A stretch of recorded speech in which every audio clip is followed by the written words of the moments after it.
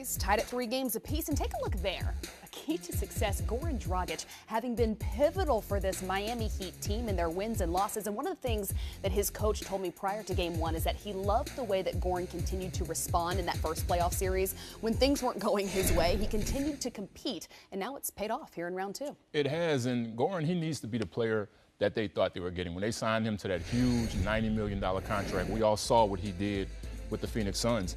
When he's not that player, they struggle. And at this point of the series, especially with an aging Dwayne Wade, Luol Deng has the wrist issue. He needs to be that player for them. That's what's going to determine if they win this game or not. Well, it's funny you mention an aging Dwayne Wade because it seems that he is aging in reverse at this point.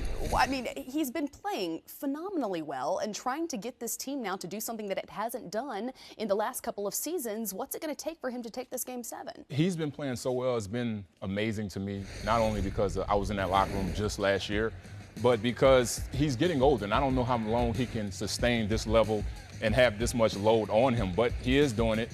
Spoelstra does a great job of managing his minutes, not only in the game and in practice. He doesn't really practice with the team because they know he has to carry so much of a load. So as long as he continues to perform like this, and this is a Game 7, this is when the Wade shows up in games like this, and I think this will be a huge game for him. How about Coach Spo, though, because he's kind of been playing that small ball lineup primarily out of necessity. You can take a look at the Game 6 starters with Goran Dragic, with Dwayne Wade. Of course, you see Joe Johnson, Luol Deng, and Justice Winslow getting some more minutes as well in the second round. Yeah, well, first of all, Spo would rather play small ball. You know, it's an epidemic of small ball basketball coming in this league because of Golden State, and he loves small ball.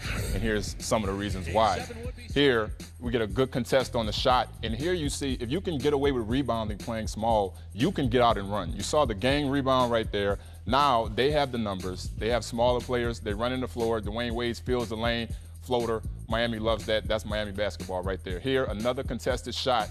Rebound is a scramble. And they actually 2 or 3 players are out of the play, but they're so quick they can get back into play. And this is what your big guys do for you. They block shots. And if you can get your guards blocking shots, why do you need a big man? Because on the offensive end, now the whole floor is opened up. And this is like gold and candy for Dwayne Wade. He goes to the rim. It's like the Red Sea right there. That is typical Miami Heat basketball. Well, let's look at the other end of the floor because we have an all-star backcourt in DeMar DeRozan and Kyle Lowry. These guys having seen a bit of inconsistency this postseason, especially Kyle Lowry, but having played well as of late, but they can't duo it all. I see what we did there, and I like it. Now, if these guys are going to have to carry the weight offensively, what do you need to see in order for them to be successful at home in Game 7? Well, what concerns me about when they play well is that they don't shoot it particularly well. Even there with 59 points, they only shot 20 or 48 from the field. And without Valanciunas, they really don't have a third option, and their backcourt can only do so much. And Spoelstra wants these guys to continue to take contested shots because it leads to transition opportunities on the other end. So it concerns me for Toronto, and that's why I have Miami winning this Game 7.